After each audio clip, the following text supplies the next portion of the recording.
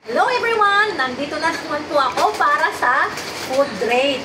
So ngayon, meron po tayong junk food from Les Slice Cheesy. Ang sabi dito is cheesy corn fudge. So meron po siyang net worth niya is 22 grams.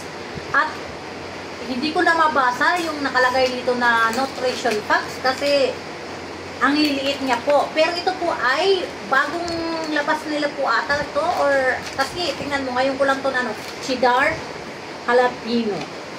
Yan po ba yung pag-a-pronounce? So, ito po direct natin to, no? Tikman natin kung ano yung ano niya. Okay. So, ganito siya. Ganito ang laman. Mura lang to sa grocery. Ganyan naman siya. So, anuhin natin kung ano yung lasa niya.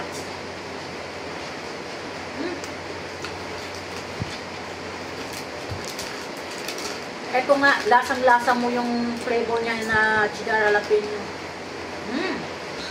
Okay. So, nakalagay dito is new burger pala siya.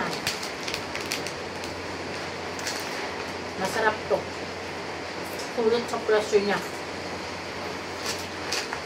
Kung ipo-food rate ko to ng 1 to 10, I give this rate for 8.5.